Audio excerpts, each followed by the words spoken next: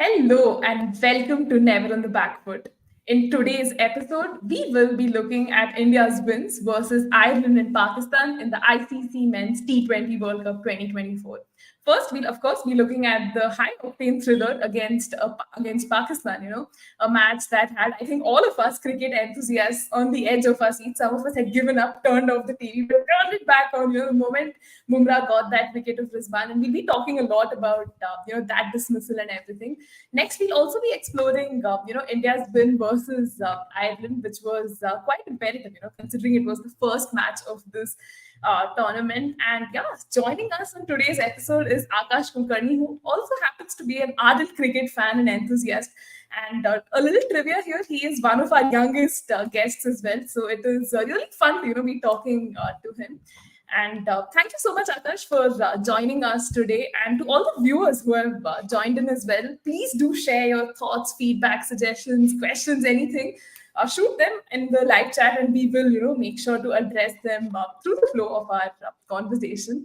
So yeah, without further ado, let's dive right into our show.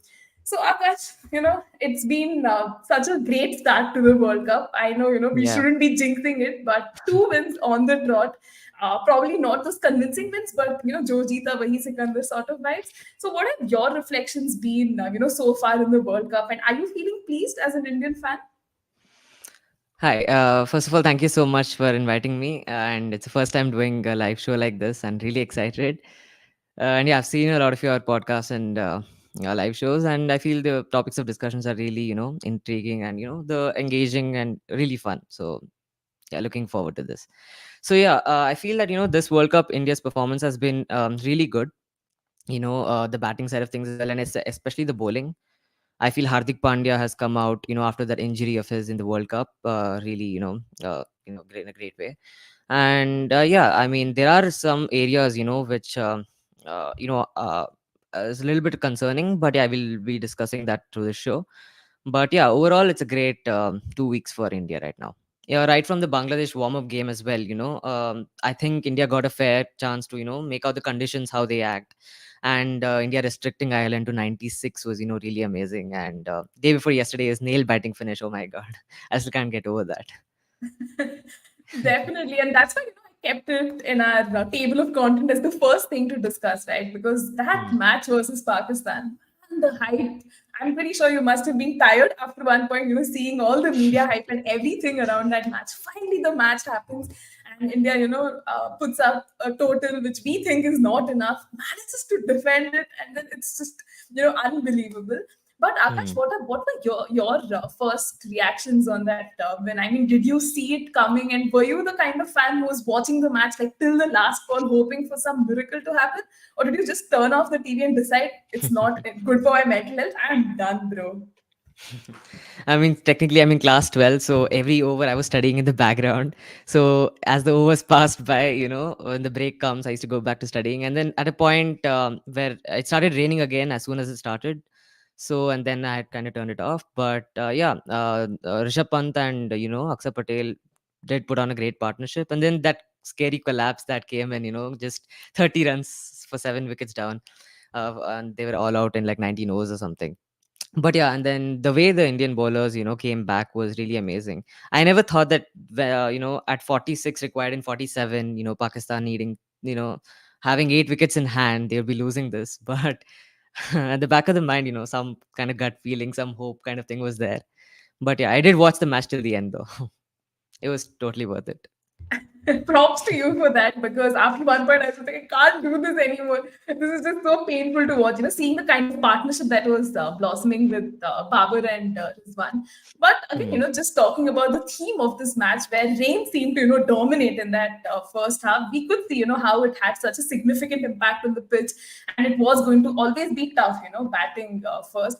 But India Hmm. batting first, rain obviously played spoil sport. We lost those early wickets. It was very concerning. Did it give you a scare somewhere as well? And what do you think, was the par total on that sort of a pitch? So actually, if you look at histories of India versus Pakistan, you can see a lot of early wickets being lost in the first couple of overs. So considering that and considering the first over going for 8 runs, and then I didn't think that 2 wickets down were that much of a big deal. The way that Rishabh Pant played was really amazing again. So the halfway point, 10 overs down, I thought that India will reach like 150, 160 at least. But yeah, that was the part that was scary is the collapse. But yeah, the bowlers did a good job. What did you ask Definitely. again? Oh yeah, Yeah. my question Okay. was about, Yeah. did you have an initial scare with all of those Mhm. wickets falling, which you kind of did address through Yeah. your answer. But even just dwelling a little deeper, about Rishabh Pant. Now, Hmm. I think he was the Hmm. fulcrum, right, of that batting effort. Yeah. That 42 felt like some 99 on that pitch because wickets were falling left, right, center around him. Rishabh Pant was just falling all around the place, hitting those shots, attempting to do like the most manic things and, trying to stay calm. So, what did you think of that knock? And it was just such an imperative one, right, for India's prospects? Yeah, true. 42 that he played, that was amazing. Even though it came from a okay strike rate, but it was really required at that point. But I think Rishabh Pant played his style of cricket that he's been used to. Coming back from that horrid accident, and coming back to India and playing that kind of an inning was really amazing. His shots that he just hits and he falls on the ground. Those reverse sweeps and all of them, they're really amazing to watch. But yeah, I mean. Rishabh Pant being promoted to number three, I was just seeing an interview of Rohit Sharma, and he was just telling how, right through the beginning of the IPL, he decided that he's going to be sending Pant to number three or top the order, because if you look at India's squad, you'll see that top four people are right-handed batsmen. So Rishabh Pant comes in there as left hand right hand combination. So yeah, I feel that he's been doing a fairly good job right now, considering Virat Kohli's opening. So that kind of stability, Rishabh Pant is providing because he has Test match experience as well, which a lot of people in the middle order don't have in Team India right now. But yeah, there were a lot of missed chances for Pant, but I think yeah he made the most use of it. Maybe 3, 4 catches were dropped of his, but yeah, coming back he did make the most use of it. And without his Definitely. partnership, without his innings, we wouldn't have even reached there. Yeah.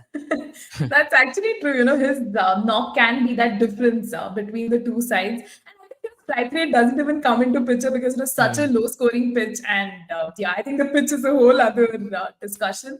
But I think another interesting facet that we should probably discuss is how Akshar Patel, right? He was Hmm. promoted to number four. So again, did you think it was the right thing to do at that point? Somewhere just have Akshar play off that power play and a little overs after that. So the ball gets a little old, it gets easier to hit for the coming batters. So did you think that was the mindset to kind of promote him? Genuinely, I think that was a good decision because one more wicket from there would mean a lot of responsibility on Hardik Pandya and Akshar and Jadeja, and that would be stressful. But again, since he performed well, we can all say that it was a good decision. But this was the same thing was done, I guess, in the T20 World Cup 2022. That didn't unfortunately work out, but yeah, this time it did, and due to that, it gave a lot of overs and a lot of boost to the other batsmen to come as well. Because we have depth in our batting, but not a lot of experience in the likes of Dube. It's his first time playing T20 World Cup. So yeah, I think that was a fairly good decision. Yeah, What do that you makes think? sense. Yeah, yeah, actually, I kind of agree with you on that one. Initially, I was a little taken aback, like, why would you get Hmm. Akshar Patel? Why not get someone like a Sky? But then somewhere, I think it was just, manage the wickets falling. And I think Akshar Patel, the batter, is definitely like underrated. He can give Hmm. you those clutch knocks. We've seen that, time and again in the IPL. He hasn't been used enough for India. So I think True. this felt like the perfect opportunity. And let's see how the rest of the World Cup progress. And I hope we don't lose those early wickets because seeing Akshar Patel at fourth gives you the indication that we have lost wickets. We need damage Yeah. control to kind of happen. But Akash, that kind of brings me to my next question of the whole point of Sky and Virat, not being in the best vein of form. I mean, Virat is coming from a golden IPL, your orange cap winner. Sky has blown hot and cold and everything. But this World Cup, again, it's a very small sample size to kind of make our observations, but they haven't really gotten going, right? So, do you see this as a matter of concern, or is this something that we can just probably think about or not overthink and get worked up? I mean, the pitches. If you look at the style of cricket that Sky plays, a lot of shots being hit, fine leg all over the place and all of that. So, and over covers as well. I don't think that this pitch is suiting him that well. Because of the slow nature, or you might call the slow outfield. A lot of shots that have been hit. They don't even reach the boundaries at points. So I think he needs a little more time to get used to, and I don't think this is. I don't. I think it's too early. To tell, hey, sit down. Let's bring in Sanju or someone else in your place. But and also I feel, if we, assuming we qualify for the Super Eights, I feel that in the West Indies leg, he'll be playing a vital role in the India squad. Yeah. Definitely. I think those pitches would suit him much better, Mm. because right now we clearly see him struggling, looking out of sorts, chewing chewing him in such a ridiculous manner. I'm like, bhai, kuch to karo. But, immense maturity there, Akash, because, you mentioned this point of how a lot of people wanted to reactionary changes, right? Just get in Mm. Sanju Samson in place of Sky. But I think persisting with him is the way to go. I mean, there is the reason, right, why he's won all of those ICC T20 player of the year awards and everything. So I think time will kind of tell us where we can go ahead with him. But even losing those, yeah, I mean, I guess he's still the ICC number one T20 batsman, right? Or has it changed? I I think think he's he still still, is. yeah. Yeah, yeah. So yeah, I guess a little more cushion is required for him. Yeah. Yeah, and I think this is the one point, where we can agree that ICC rankings can give you some confidence, even if a Mm. batter is like not having the best possible form, sometimes ICC rankings can, give us some sense of assurance that, hey, this player has done it before. It's just a matter of time, before they kind of get back to doing what they're doing the best. But even just looking at, losing those clumps of wickets and, just finding batting so difficult there. India ended up with like a subpar 119. We saw Ashdeep, bat in the most ridiculous manner to Mohammad Amir, just leaving his thumbs open, and a lot of things happened there. But was that total still giving you the jitters? Like 119 was still feeling less. We've seen India Pakistan matches that have been, low scoring thrillers. Time and again, history has told you that. But still, were you getting that sense of like inadequacy with that total? Actually, 11 overs when they were 90 for three, and then they collapsed. That was a little bit concerning. But, if they had lost early wickets, if they had struggled right through the innings, in the end, they somehow struggled to even make 119 on the board, then it wouldn't have been so scary, because Pakistan would have struggled as well, considering there's no dew on in New York pitches still. But yeah, again, Bumrah and, Arshdeep did a great job. And yeah, back of the mind, I thought that 119 was still a competitive total for Pakistan, considering they just came back from a defeat against USA. So yeah, we were still 30-40 runs short for sure. But yeah, there was a slight hope for us to win, and our bowlers made the best use of it. Certainly, because the body language, walking out didn't seem like, at such a low total, how are you going to Mm. defend it? It just seemed like, they wanted to get going from ball one. But Pakistan also, credits to them. They did get off to that decent-ish start, but somewhere they just Mm. completely lost the plot. So, what were your observations from that batting effort? And somewhere it just felt like they didn't apply themselves enough, or were they like complacent while chasing the total? Mm. I think a lot of times, Pakistan rely heavily on their openers, Babar Azam and Mohammad Rizwan. And time and again, they keep changing their number three positions. Their Usman Khan or Fakhr Zaman and, Shadab Khan. They keep rotating their positions. Pakistan's middle order is never really set. Previous game they played something else. They played Shadab at number four. This time they sent Shadab quite low down the order. So if they can, sort that thing out. And I think they played a lot of underconfident cricket. They were I guess they had the thought of taking it to the deep, taking it to the 18th 19th over. But we've seen it from this tournament in USA right now, that taking it deep, have been quite losing for the batting team. So Definitely, I I think feel a that, lot of yeah. things. Hmm. Yeah, no, nothing. I feel that if they can play a little more positive cricket, and they rely, and their middle order performs basically. We saw Azam Khan coming, not performing anything, and it might be a little bit of tough pitch to bat on, but they've had their time. They have they have had their time to analyze the pitch, and yeah, I think it's not time for them to win. the further games. Yeah. Certainly, and just again looking at this aspect of the Pakistani openers, right? You have Mm. Babar and Rizwan. A lot of them feel, like the strike rate and the way they approach T20 cricket is just very, like middle age, and it's not, apt for the kind of scenario that we are in. So, what are your thoughts on these two as the openers, and should Pakistan continue with them if the World Cup still like does not go their way? I mean, even in Pakistan, a lot of flat pitches, Mohammad Rizwan, Babar Azam, just like, maintain a strike rate of 130, 140. I think it's the natural game. But I don't think there's anyone right now, who can give them a fiery start in the opening. I feel this is the right opening pair, especially Rizwan. He's going pretty good. I think Babar Azam can, a little bit, go on a higher gear, Accelerate. play a little Hmm. more aggressive cricket, and that'll give the other guys a lot of motivation too. To play aggressive cricket, because if your captain just keeps playing at a strike rate of 90, 100 per game and gets out pretty early, I think that a lot of games that we've seen Babar Azam performing and the team has won.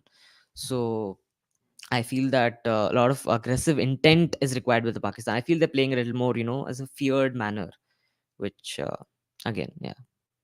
Yeah, it's certainly not boding well for them. And even just looking at Hmm. the whole captaincy fiasco, right? Babar Azam was the captain, then you had Shaheen Afridi come in, China, and again, yeah.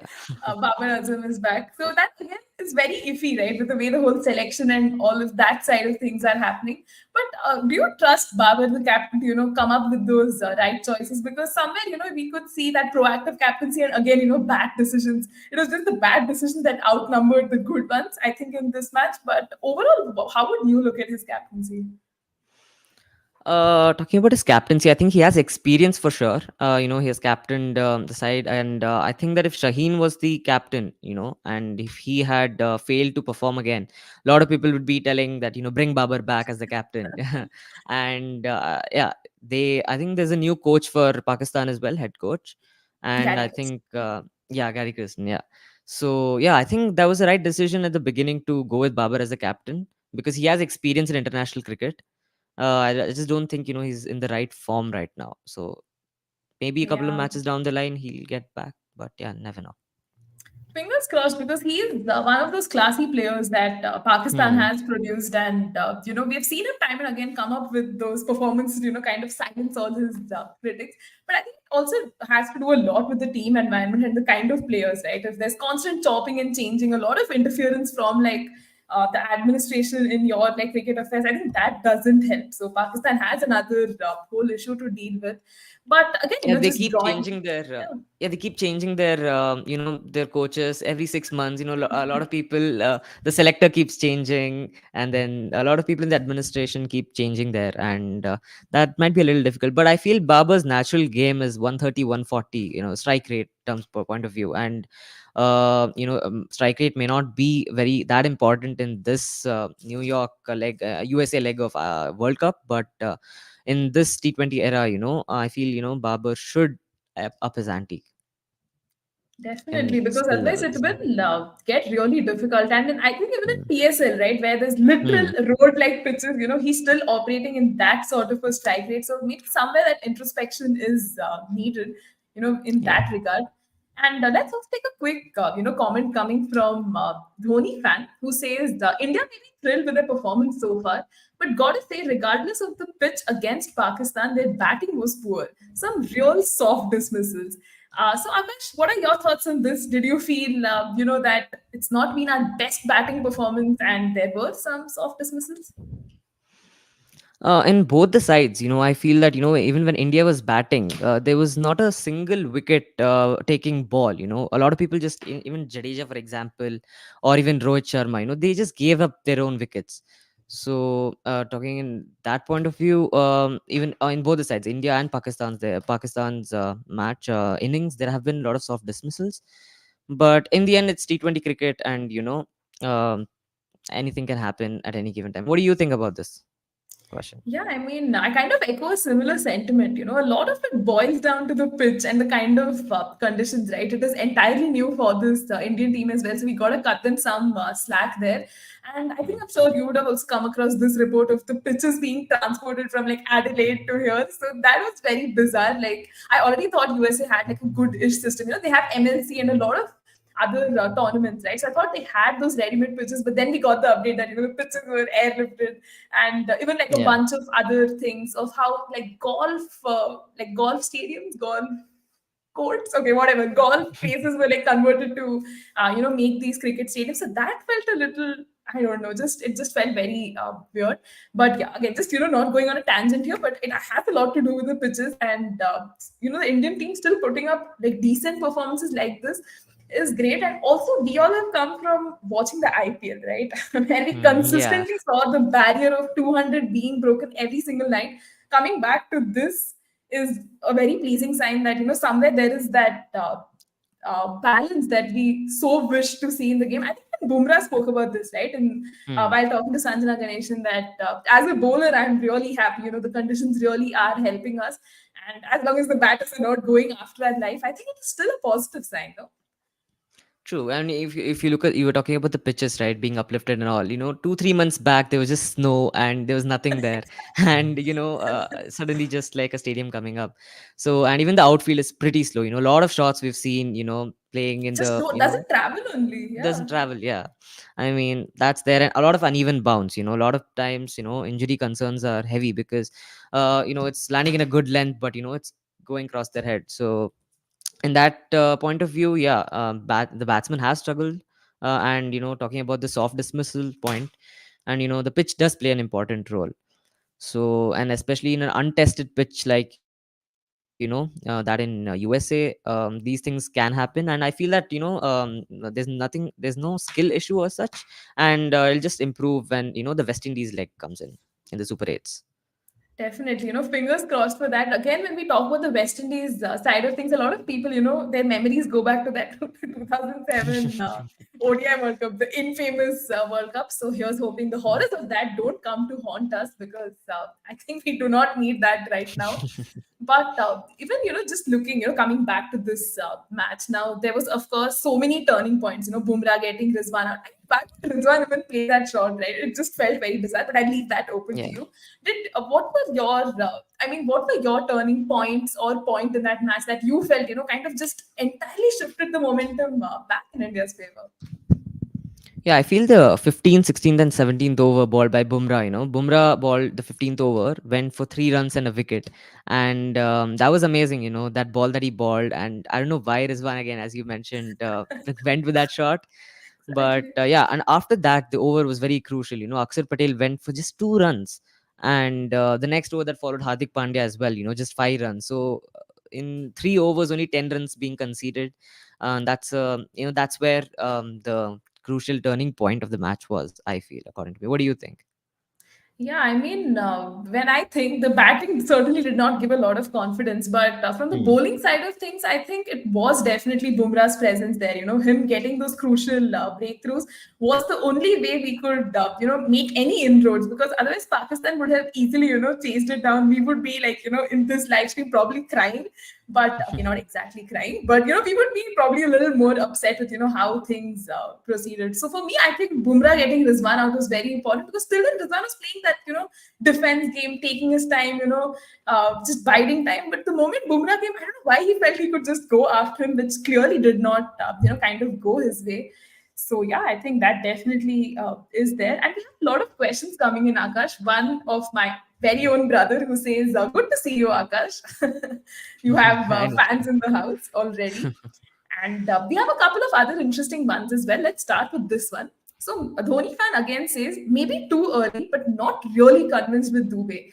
The fella really struggles with timing on any pitch that's slow. Don't know how he will play this World Cup when it's going to be a low scoring one. Yes, let's talk about the elephant in the room, Shivam Dube. There were a lot of expectations coming, into this World Cup that hey, he's going to perform really well. But I don't know if you've seen this trend where, after his World Cup selection happened, his performance has just dipped Yeah. so much that people are like, why is he in that 15, and why isn't Rinku Singh there? True. So Akash, yes, let's get your thoughts on Shivam Dube and what's been not clearly working for him. Yeah, this is his first T20 World Cup, and I think he's a little nervous. And I think that especially we all can agree on this, that USA pitches are a little untested, untried, and I think this is the real test, of batsmanship. Because there's swing, there's a lot of spin, there's uneven bounce, the outfield slow, and so yeah. But looking at the body language, when Dube comes out to bat, it's been a little bit, on the poorer side. I feel he's a little scared, and a little bit on the underconfident side, which clearly shows that a lot of people play good IPL cricket, and when they come to Indian team, they kind of fail to perform. But yeah, I don't doubt his skill, but he plays spin very well. And going on to the West Indies leg again, I feel he can be a key role. He can play a key role, but because Rinku Singh's not there in the squad, I genuinely felt that Rinku Singh should have been there instead of Dube, because considering the 2 years or 1 year that he's had in the Indian squad, he's always performed. He's always given us that 20, 30 run or even 15 run boost at the end overs. So, which, Rinku Singh had the experience. So I feel that they could have gone with him. But yeah, now nothing can be done. But yeah, I think that they should still back Dube, because if they don't back Dube right now, we might never see him in Indian colors, because a lot of That's people, yeah, coming failing to perform 3 4 5 games in a row, then it can take a toll on their domestic side of things as well. So I hope, yeah, definitely. I Yeah, hope his form because doesn't get infected. yeah, and just agreeing with you there, because it really sets a bad precedent, right? If you're dropping a player after just like 2 3 failures, and I think even Arun brings the point of how Rinku Singh should have played in place of Dube in this high voltage match. Arun, that would have been an ideal scenario, had Rinku been in that 15, squad of 15, he was in the reserves. So that was kind of very tricky there. But also, Akash, just let's talk about this also. Now, when you look at Rinku Singh and his performance in this IPL, there isn't it doesn't inspire a lot of confidence, right? Because KKR had the best openers with Phil Salt and Sunil Narine. They were giving you the best of the starts, and the batting was just running so deep. Ramandeep was coming in, sometimes earlier than Rinku, so Rinku hardly got any opportunities. So do you think that could have also kind of contributed to him not making the cut, for this India squad, that India 15? Yeah, that's also there. But I think that the all round capabilities that Dube had, and I remember Rohit mentioning that Dube, you will also get the chance to ball. I remember that clip, seeing that clip. So, and even Hardik was coming after an injury. So, if he had another injury or anything like that, we might have to fall short on fast bowlers. So, in that aspect, I feel picking up Dube instead of Rinku Singh was a reasonable choice. But now contemplating, 2 weeks down the line, I feel Rinku would have been a better option. Definitely. And I think here's where, hindsight can be a wonderful teacher.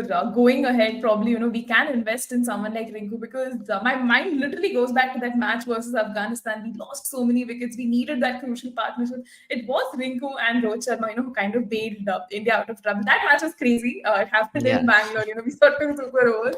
But yeah, I mean, Rinku, will definitely make his way back.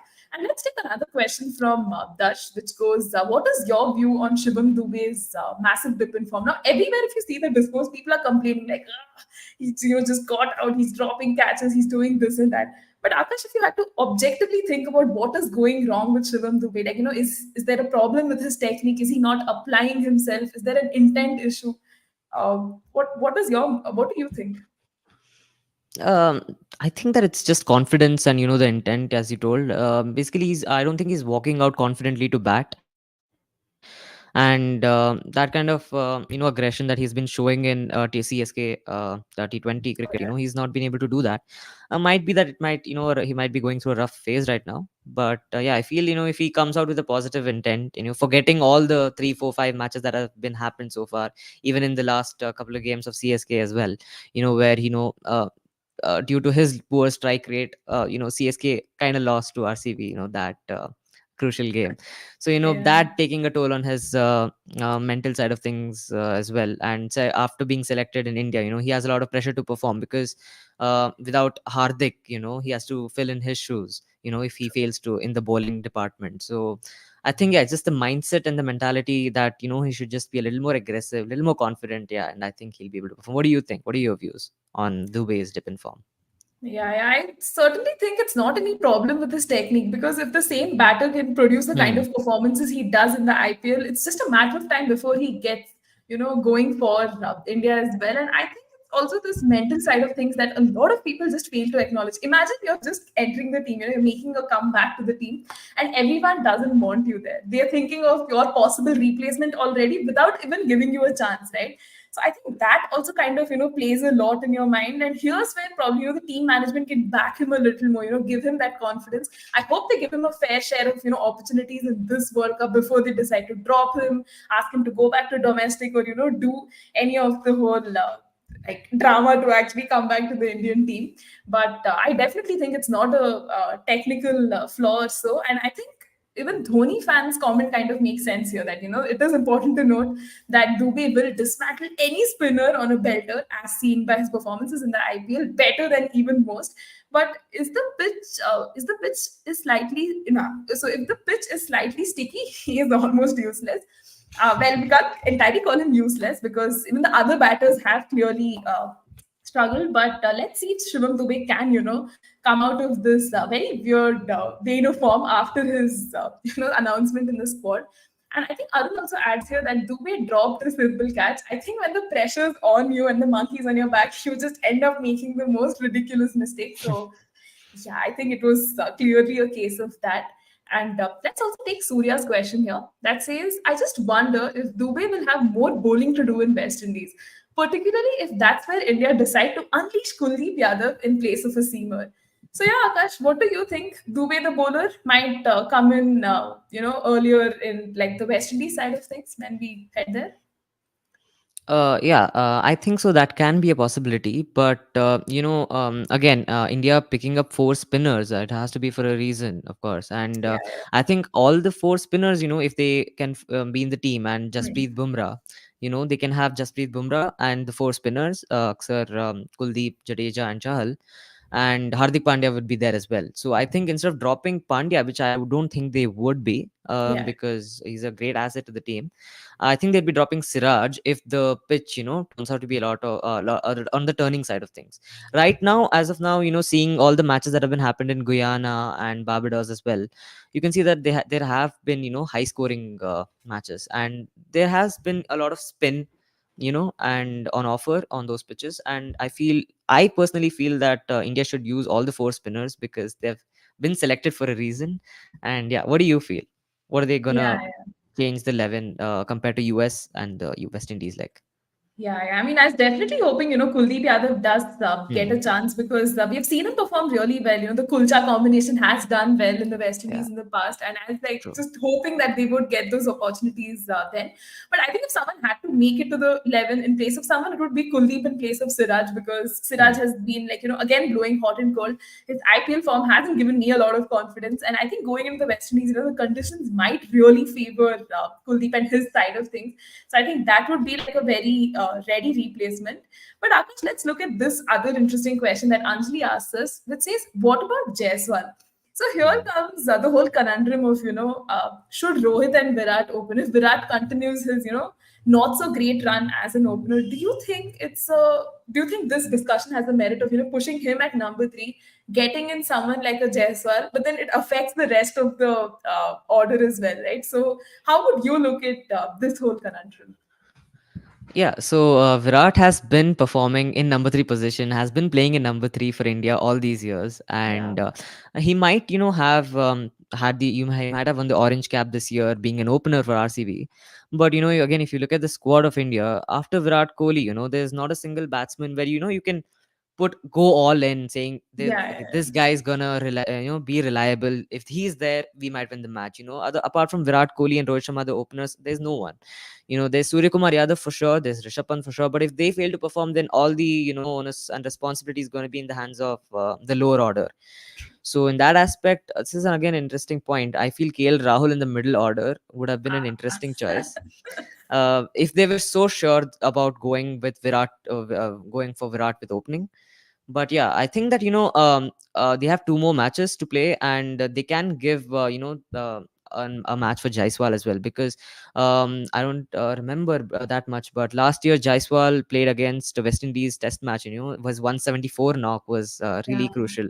priceless. So yeah, and I feel that he should be given a chance. If we win our next game, so we'll probably with six we would be qualifying for sure. And I think yeah, we can give a chance for Jaiswal. Yeah, probably because when we look at the rest of the encounters we have, I think a win versus the USA gives us a guarantee shot into the Super 8s. Yeah. So if it's a match versus Canada, I definitely want to test out my bench. Just give them those opportunities, because seeing Jaiswal in that West, like as a reserve, as a substitute, it just like pains the heart. Like, wow, he's such a talented player. But again, in the IPL, that I think barring that 100, we did see him kind of struggle for Mm. form. And even like Joss Butler was like not in the best possible form. So I think yeah, Rajasthan did have their fair share of struggles, but Jaiswal is an interesting case study of how the team will nurture him going ahead, because he can be that perfect solid left hand opener for you. I think after Shikhar Dhawan, we've kind of struggled to nail that left-hander top order batter. So here's hoping we see a Shubman Gill, Yashasvi Jaiswal sort of thing opening pair. I don't know if that would work out. You also have a lot of contenders for this opening slot, but yeah, again, let's not go on a tangent there. And let's take this question from Surya again, that says, yeah, I'm not sure how often Dube would get his ideal entry point in this team. Should be right after the power play, but you also want Sky out there at that time. So again, do you think this is a conundrum of, do I bring him in at 4? Do I bring him in at 6? Like, where do you deal with this whole Dube and Sky thing? I mean, look at one as a finisher, look at one as someone who can stabilize that middle order. Uh, yeah, Dube has been playing good against spin. And I feel he should be utilized there. But Yeah. you just can't pick a player saying he plays good against spin, and we're gonna pick you up. You gotta be good in all aspects. Being fast bowling or against medium pace. But again, yeah, I don't think we should be experimenting. India should be experimenting too much with the order. Because as we saw in Pakistan, too much experimentation, can hamper a lot of balance changes in the squad. I feel Rishabh Pant at 3 is kind of fixed now, because Yeah. Rishabh Pant is giving that kind of stability in the middle overs, 7 to 10 overs. And yeah, coming, what do you think? Because Sky and Dube, them being that there's a lot of chances of Sky and Dube having a partnership together. But again, Hardik Pandya comes into play as well. Hardik Pandya, and if Akshar Patel gets promoted back again, if they lose early wickets again in the future part of the tournament. So Yeah, yeah. yeah. I mean, see, even just looking at this Pakistan match as well, somewhere I felt in at 4 should have been someone like Dube. I know this is a very left Hmm. field choice of, getting in someone like Dube. Are you insane to do that? But I think, testing him there would have been ideal, because the point he was coming in, we had already lost a lot of wickets. Things were really going down south. So having someone like him come in at 4 or 5 would have, kind of helped our cause. But, Surya ended up coming in at 5, and I think he has not been in that best vein of form. If he gets going, nothing like it, we will, I think, see a fair share of that in the West Indies leg.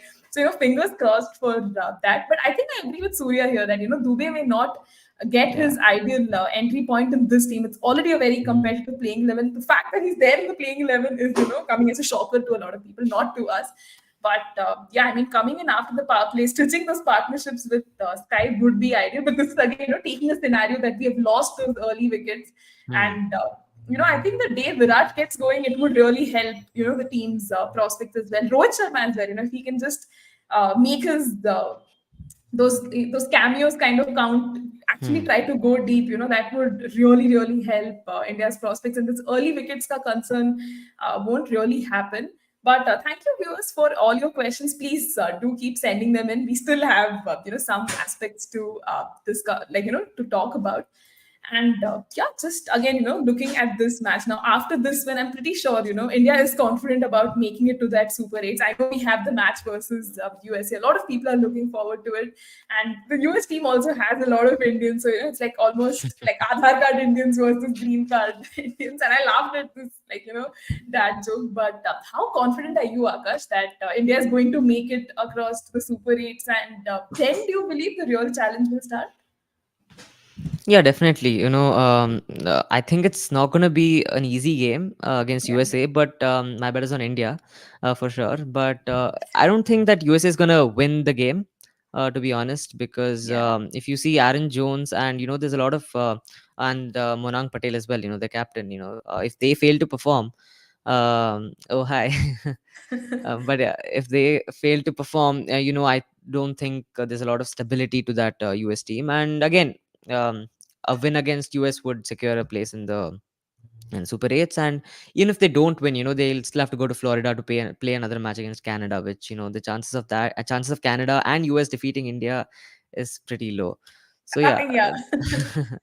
so yeah, India have a great chance of going to the Super 8s. Yeah, that's where the real challenge will start for sure. Yeah. But that's where, the T20 cricket of this era, 200 plus scores, we're gonna start seeing them more often. And the real test for, if you look at individual players in the Indian squad, Surya Kumar Yadav and Shivam Dube's real test is gonna start in the West Indies side of things.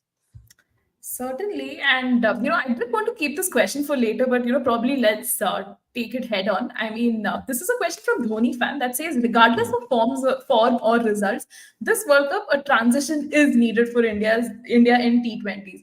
I don't think Rohit or Virat will play this format for India again.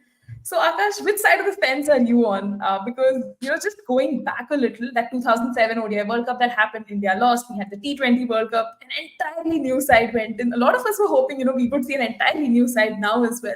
But somewhere, Rohit and Virat, being the legends they are, stalwarts, continue to remain in this team. So, do you think, irrespective of the result, somewhere we are going to see a transition without these two legends in the shortest format of the game? So I'd like to give two examples here.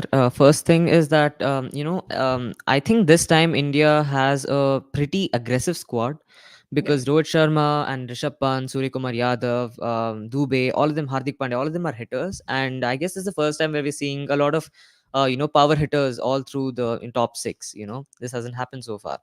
But yeah, again, if you take England, for example, all of them being power hitters, and if one fails to perform and there's no one to give you that kind of stability that Virat Kohli does, it's just going to be a downfall. We saw that in the World Cup as well, again, final against Australia as well.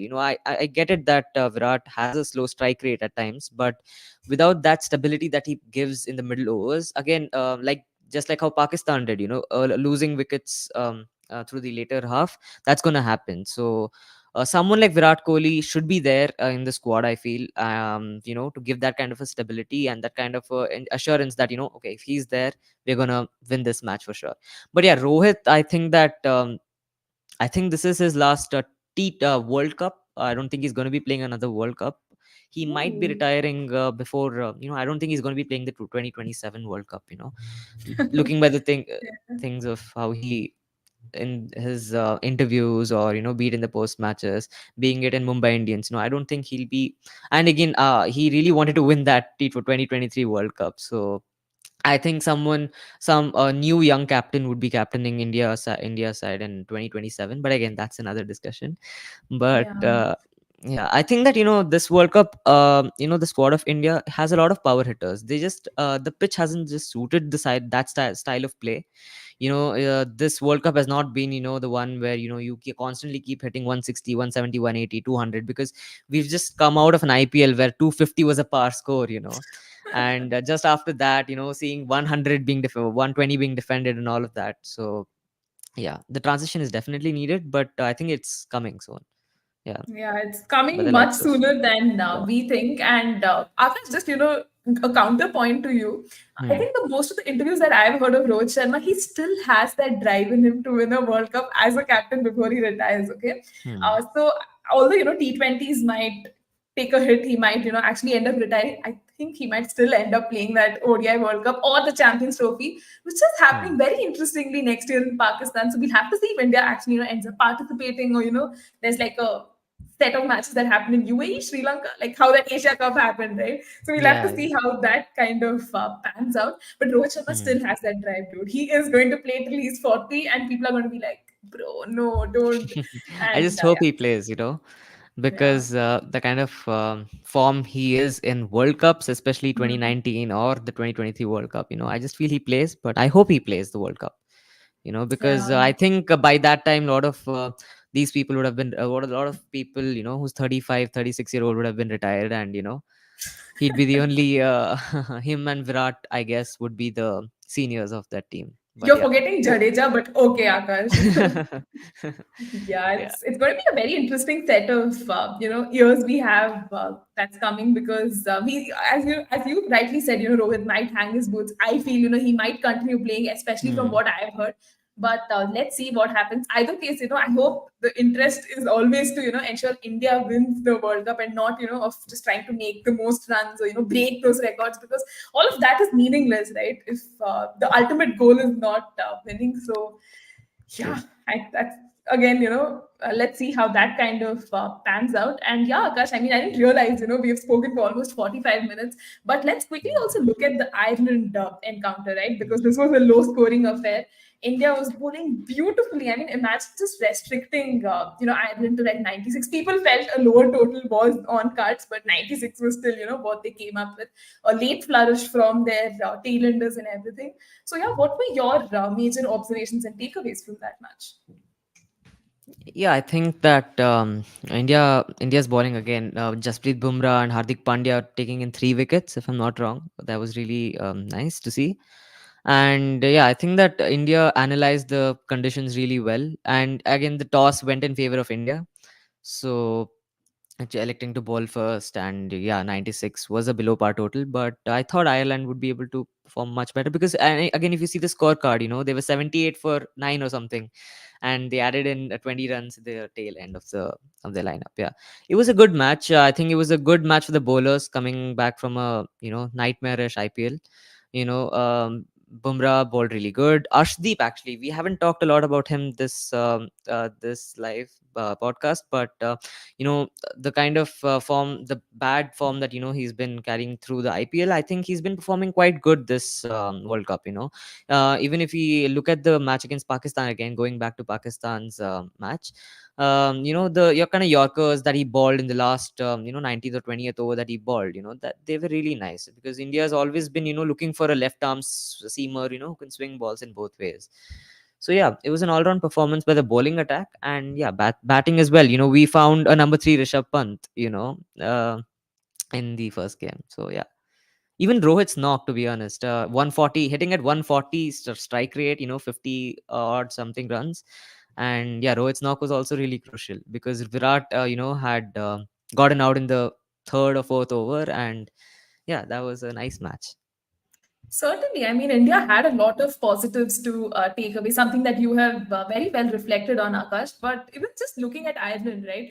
Now, I mean, I spoke to a lot of people. They said, hey, Hmm. Ireland is a test playing nation. We expected much better from them. But I want to understand your perspective on this, because Ireland, as a cricketing nation, and their cricketing body is struggling a lot, financially. They're almost requesting Hmm. your regular test playing nations to come tour them. I think most of the times when teams are touring England, they end up playing, like those three T20s or whatever in Ireland, and then they head to England.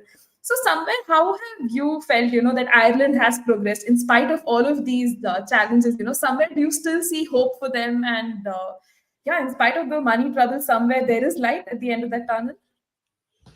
Yeah, I think like before the tournament started, I thought that USA, Canada, Ireland would defeat them and would give a tough competition for Pakistan, because, they have been winning games. In the if you look at the past 10 games that they've played, they won a lot of games. Even the test match they played against Zimbabwe, back in December, they won that too. And yeah, I had hopes on Ireland, But you can't say anything. I mean, who would imagine USA winning against Pakistan? In the same way, it was kind of hard to see Ireland perform like this. But yeah, I think they'll perform quite well in the upcoming two games that they have. And yeah, the qualification, I don't think is possible for Ireland, but they will definitely give a tough fight for sure. Yeah, I mean, I hope they end up putting in those respectable performances because they're not that bad of a team. I mean, if you see the Yeah. kind of players they have, they've been playing for such a long period of time. Every time I look at Paul Sterling, I'm like, "Man, this guy has been playing ever since I have memories of Ireland in that green jersey." And now we see a lot of their players, also playing in the IPL, which is such a welcome sign, right, for players of the associate nations. And let's see how Ireland kind of progresses. As I said, a qualification definitely seems very difficult, but I hope they can put in some memorable performances and have a lot to take away. And yeah, Akash, just looking at this aspect of the World Cup being hosted in the USA now, a lot of people were skeptical, like as we were only talking about the pitches and the conditions being like altered to make it cricket friendly and everything. So, what do you think of the World Cup being hosted here? Do you think it was a like step in the right direction? It kind of helps grow the game in like regions elsewhere, or did you just feel like why experiment with like the T20 World Cup, which is paramount to like all ICC events? I mean, yeah. So it's a very interesting question actually, because there's two sides of the story. First being, happening in USA. The key of it was to promote cricket in different parts of different parts of the world. But looking at the pitches, I feel that this is a really good pitch for the bowlers. They have a lot. The bowlers have good like bounce, swing, and all of that. But at the same time, the batsman, it feels like it feels more like a test match, because in the first 6 overs, if you kind of defend, and if you don't lose early wickets, we've seen a lot of teams hit 150 plus as well. We've seen a couple of matches like that. And yeah, it shows the true skill of the batsman, how they can adapt to test conditions like these. But yeah, again, the bowlers coming back from that kind of IPL, they needed a break. They needed, that kind of thing from T20 cricket, where, 13, 14 an economy, 13, 14 an over is like decent enough for this era of T20 cricket. But yeah, I feel, again, looking back, if it should have been hosted a little later, but I don't think so, because it's another good thing that only 14, 15 matches are in the USA, and the entire season, it's not the entire World Cup that's going to be held there. If that was the case, then it would not been that ideal, because it would have been kind of you know uh, if you could have figured out the way the pitch plays, and very predictable in the later half of the tournament. So yeah, it was a nice experiment, I feel, at the end. What do Yeah, you I think? think Yeah, I actually agree with you there that it's a great experiment to do. And I mean, there's nothing to lose, right? It's not like the entire World Yeah. Cup is Hmm. kind of happening here. And also looking at from a larger scheme of things, the 2028 Olympics, the Los Angeles Olympics is also going to include cricket. So, this Hmm. serves as a pilot project of sorts, for that. So I think it's a good thing that we get an indication of how the pitches are going to behave, and I hope they don't break the stadiums after this World Cup, and it kind of helps nurture more players. Initially, I was like, USA playing cricket. Well, I think it's just going to serve the subcontinent folks like your Indians, your Pakistanis, Bangladeshis, and all of these folks. But I see a lot of Americans, kind of get involved. And I'm not sure if you've seen this. Like in the New York Times reported on this match, and I mean they did it in the most ridiculous way. They called it what 119 to 113, like basically how you call an NBA match, like on a points basis or something. Eh. which was which was kind of funny like that, but great to see the game growing. And yeah, let's also take Surya's comment here.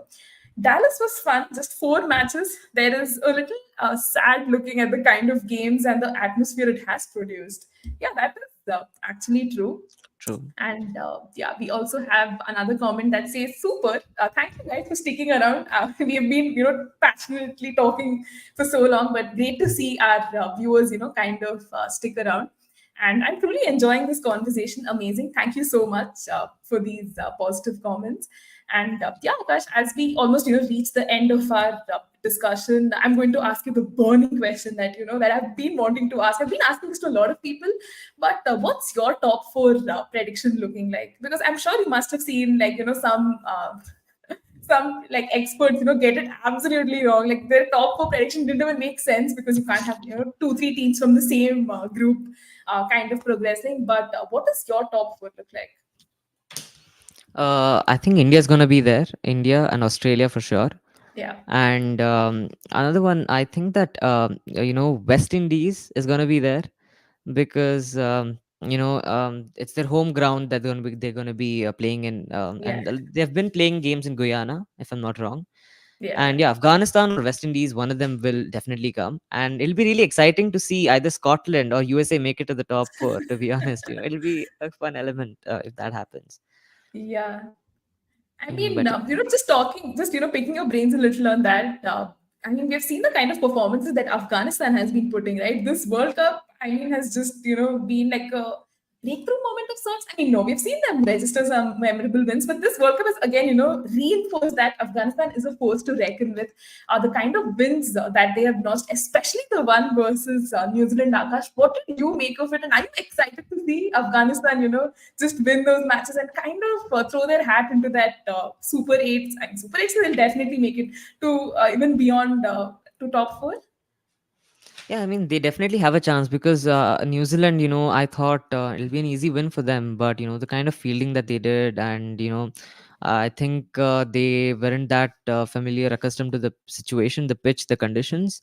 But yeah, I think this might be a little controversial, but I don't think New Zealand will make it to the Mm. uh, Super Eights as well because over there, there's Afghanistan, West Indies, and New Zealand, if I'm not wrong, battling for the Super Eight contingency. Yeah, that's there. But yeah, it'll be exciting to see Scotland or USA make it to the top four. Which I don't think it'll be possible, but considering the competition, but it'll be exciting if that happens because Yeah. USA just need one win to go to the Super Eights. One win against either India would be a little difficult, but yeah, one win against Ireland and they're in the Super Eights. Yeah, I mean, cricket for the longest time, I think you'll agree with me, has been very predictable, right? Like if there's a strong team playing against another team, the strong team is going to win. But Hmm. that's where it differs a lot from football. In football, it's like unpredictable results can happen all the time. And if cricket goes that route and you have the likes of Scotland and USA and like Afghanistan make it into that top four, I think it would just be brilliant, not just for the game, but also like for like optics, right? Yeah, true. I mean, we did see Scotland chasing 150 odd in like 13.3 overs, and that was just amazing, And we saw Uganda on one side, winning against a nation, and we saw them getting all out for 39. And a lot of strange things have been happening this tournament because a lot of associate nations playing. And Exactly. again, coming back on the USA's qualification, I think being held that this T20 World Cup being held in USA, they have been practicing and they're used to these pitches only, Exactly. so they have had their fair share of practice, and all of the training sessions have been in these US pitches kind of a thing as well only, but which I think helped them a lot. But yeah, I was really surprised to see Scotland win those couple of matches. I mean, there was another point of discussion where what are the matches you're looking forward to in this week, and genuinely feel that Australia and the Scotland match that's going to be happening is going to be exciting, because what if there's another upset and Scotland defeats Australia? You never know. Exactly. And even, with the whole usage of the word upset, I just think that it's a team pulling off a remarkable win because, again, upset, brings in this whole power dynamic of one team being better than the other. And considering how open this World Cup has been, we are seeing how the draws are going like almost on par with each other. Teams are looking very strong. But even, Hmm. talking about the associate nations like Uganda, registering their first win, you could see how special it was for them. Or even that Nepal match, right, where we saw the crowds just, thronging the stadium. Just the vibe was amazing. Even PNG, for True. that matter, versus West Indies, they actually put up a fight. At one point, I really thought West Indies would not win. But let's also talk about the West Indies. Before we conclude our discussion, they have been past winners of this tournament. Are they giving you that 2016 vibe, and somewhere they can reinforce that dominance? Yeah, it has been really hard on West Indies, not qualifying for the World Cups last year, and they've been struggling a lot. Their bowling lineup has been changing all through, and there's been I think that now they're kind of set. Robman Powell, Andre Russell, all of them have been in great form, even in the IPL, Yes, and yes. even in West Indies as well. Even Shai Hope has been performing really good in the Shivam ODI matches Dube, as well. yeah. Yeah, definitely. Yeah. So I think the pieces of the puzzle are coming closer and closer, the West Indies point of view, which I also think West Indies are favorites because obviously it's hosting on the home ground. They have a lot of experience playing matches in their home soil, and yeah, West Indies have a great chance of making it to the super top four. Yeah, I mean, it's long coming for them, man. They've waited so long for this moment. They've gone through so many transition periods, and like, True. which has been very like tumultuous and everything. So here's hoping, they can make it to that top four eventually, to the finals. Giving us all of those 2016 vibes. I And just we hope it's have, not against India. I just hope that they don't win against India.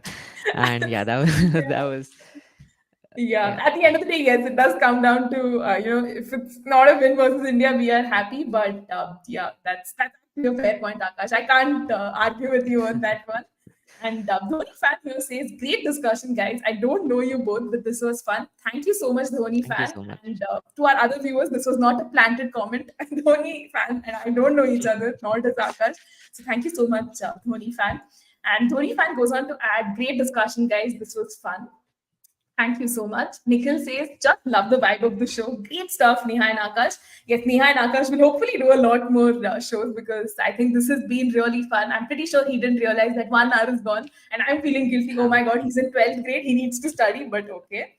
And yeah, we have Dhoni fan also adding, I want associate nations playing the biggies more often. Yes, Dhoni fan, absolutely. I completely agree with you. And Akash, do you think this World Cup will bring in that change where, your top tier teams will end up playing associate nations more often? Or again, do you think, top tier nations will end up sending their B teams because the workload management aspect, kind of comes into play and we're just seeing a lot of cricket? Yeah, I mean, from now, the T20 World Cup is going to happen every twice a year, I guess. Yeah, yeah. So that being put into picture, the associate nations, like especially, taking the example of Scotland and USA, Yeah. these two teams, and even PNG up to an extent, they've showed that, it's just not the Australia, England, India, New Zealand. It's just not these four. We are also here to play cricket, and yeah, even Canada for that matter. So yeah, they should be playing, but again, financial point of view, and how much cricket is being promoted there, or how many people are actually full-time cricketers, because as we see in USA, all of them are like full-time coders and developers, and they just play cricket part-time. Even Netherlands, for example, being playing the ODI 50 over World Cup, a lot of them are just part-time cricketers. So yeah, I just wish that a lot of nations come in and be at subpar to a lot of the other nations out there. What do Yeah, you think? and yeah, just picking on your point of how we are going to see an ICC event almost happening every year. I just hope, like the Football World Cup, we see a lot more participation from other nations. It's not this exclusive boys club where only like top 10 nations and all play. Like this World Cup is a perfect example of how you can have 20 teams and it doesn't become a boring World Cup. I know as we talk, there is a Canada Pakistan match going on and one eye is on the scorecard, but you can still see, right, how there is so much interest from everyone, even though there's 3 matches happening in a day. And you can have more participation from other nations because that's pretty much how the game is going to grow. And of course, India is going to be the biggest consumer market and, like, for cricket, but seeing it grow in other countries is, the way to go. And as much as, I want to keep this discussion on, let's take this last question from Dhoni fan, which says, do you think there'll be a T10 World Cup next? Yeah. How much cricket is too much cricket, Akash? And do you think T10 is going to be the next thing? The next generation would want an even shorter format of the game? I don't think so, because T20 is like, it's like a rain game, Yeah. being 10 overs, and 11 people in the squad. Maybe if there's 7 people in the squad, maybe, and a shorter Wow. boundary, that would make a little sense. But I don't think with 11 people, there's a league that happens, right? T10 cricket, and Yeah, seeing yeah. that, In it's just Dubai, that yeah. pretty predictable, to be honest. If you know the pitches that you're playing on, everyone will just go on hit. And I think that a lot of people in this era have adopted T10 style of playing in Yeah. T20 cricket, which I feel is an already short form Hmm. of cricket. So yeah, I don't think T10 would be much appreciated by the fans. But again, back in the time as well, nobody thought that T20 would become such a big thing. Exactly. So you never know, it might be super over cricket, might be the next thing, 15 years down the line.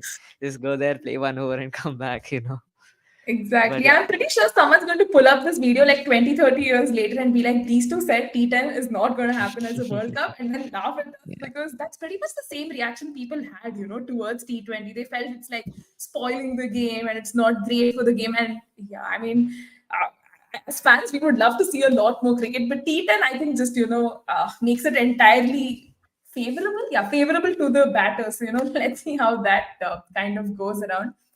And yeah, True. we have Arun saying it was an absorbing talk. Thank you so much, Arun, for sticking around. We spoke a lot. We are going to be so tired by the end of this, but clearly not tired because we had so many insights to take away.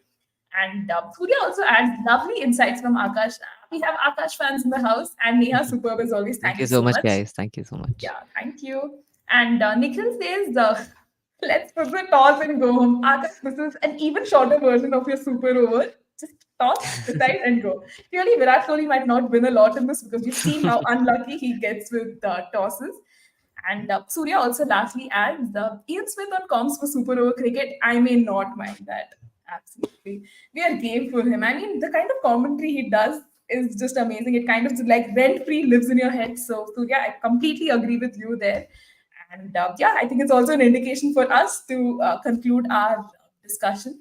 First up, I'd like to take this opportunity to thank Akash, our young panelist, for joining us and sharing amazing, remarkable insights. I didn't know, you had so much to offer. We have grown up playing tennis, and it's great to, be sitting across the screen here, talking about cricket. It's like life coming to a full circle moment. So thank you so much, Akash, for joining us.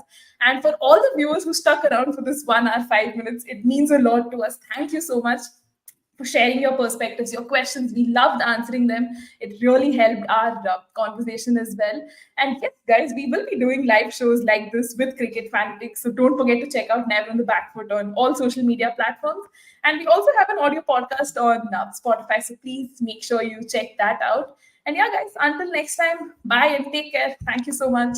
Yeah, thank you so much, guys. Thank you so much for watching. Thank you so much, Neha, for inviting me today. It was really fun and really exciting to do this. Yeah, guys, cheers. Yeah. Just bye bye. Bye, guys.